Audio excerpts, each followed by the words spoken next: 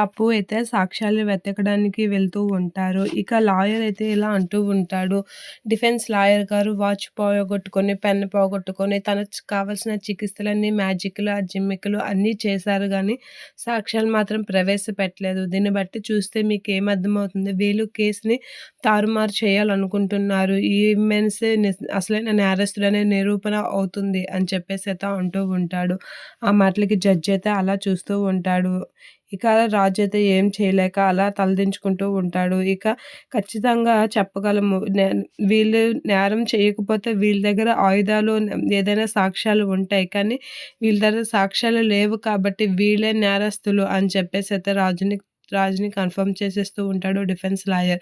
ఆ మాటలకి అపర్ణ వీళ్ళందరూ అయితే చాలా భయంతో చూస్తూ ఉంటారు. ఇక కావ్య, అప్పు వాళ్ళైతే సాక్ష్యం వెతకడానికైతే ఎక్కడికో వెళ్తూ ఉంటారు. అక్కడ ఒకతన్నయితే కనిపెడుతూ ఉంటారు. అక్కడ దొరుకుతాడా లేదా అనైతే అలా చూస్తూ ఉంటారు. కావ్య సాక్ష్యం కోసం ఏదో ఏదో ఊరు వెళ్తూ ఉంటారు. అక్కడ రాజుకి సంబంధించిన సాక్ష్యం దొరుకుతుందా కావ్యకి, అప్పుకి?